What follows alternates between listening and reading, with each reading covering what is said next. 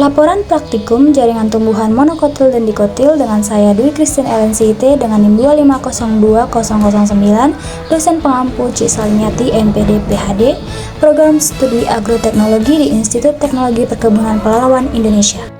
Pendahuluan dan latar belakang. Organisasi kehidupan pada tumbuhan mulai dari tingkat terendah sampai tingkat tertinggi mencakup sel, jaringan, organ, dan sistem organ. Sekelompok sel yang mempunyai asal, struktur, dan fungsi yang sama dinamakan jaringan. Berbagai macam jaringan dapat menjadi penyusun tumbuh-tumbuhan dan jaringan ini dapat menjalankan fungsi tertentu secara bersama-sama dan akan membentuk organ. Selanjutnya, beberapa organ akan bekerja sama membentuk sistem organ. Jaringan dikelompokkan menjadi dua, yaitu jaringan meristem dan jaringan dewasa. Tujuan, mahasiswa mampu mengenali berbagai jaringan penyusun organ tumbuhan baik berdasarkan letak, bentuk, maupun fungsinya dengan menggunakan mikroskop cahaya dan pewarnaan sederhana. Alat dan bahan. Pertama, alat, mikroskop cahaya, kaca objek dan kaca penutup, silet atau cutter, pinset, jarum preparat, pipet tetes, botol semprot berisi aquades, tisu atau lap halus, buku gambar, dan pensil.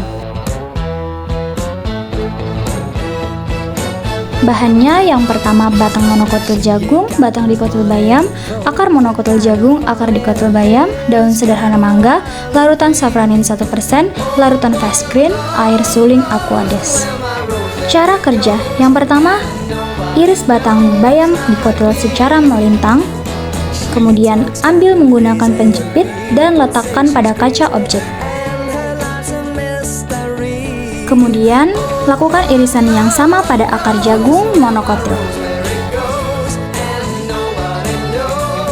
Kemudian pada sampel terakhir, lakukan irisan lintang pada daun sederhana yaitu mangga. Kemudian peletakan pada kaca objek dilakukan dengan membalikkan terlebih dahulu irisan daun mangganya.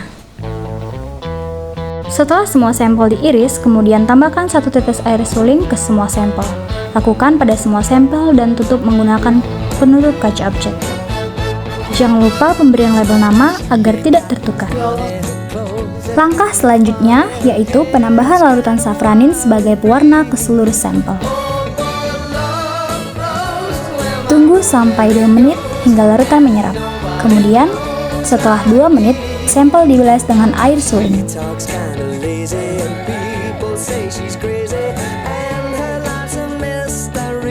Langkah terakhir, lakukan pengamatan sampel pada mikroskop cahaya untuk melihat jaringan sampel secara langsung. Inilah hasil pengamatan dari mikroskop cahaya jaringan monokotil batang bayam, kemudian ada batang jagung, akar bayam, akar jagung, dan pada daun mangga.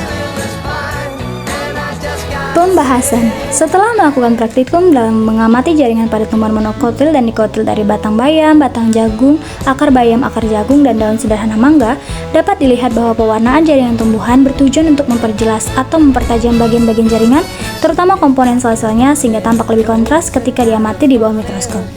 Pewarnaan jaringan sangat penting dalam kegiatan praktikum.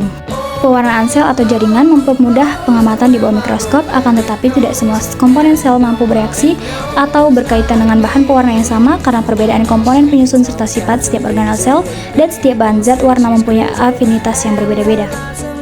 Maka dari itu, terlihat jelas struktur-struktur penyusun jaringan monokotil dan dikotil yang telah diamati, yang terdiri dari epidermis sebagai pelindung, floem mengangkut hasil fotosintesis, xilem mengangkut air dan mineral, jaringan mengangkut stomata parenkim, sklerenkim, korteks vakuola, endodermis, dan empullor. Kesimpulan, dari praktikum ini, selain mengetahui fungsi-fungsi dari setiap tumbuhan, akar, batang, dan daun, kita juga dapat melihat secara jelas struktur-struktur penyusun jaringan tumbuhan dan fungsi-fungsi dari setiap strukturnya yang saling membantu dalam proses pertumbuhan suatu tumbuhan. Baiklah, segitu dulu ya penjelasannya. See you in next video.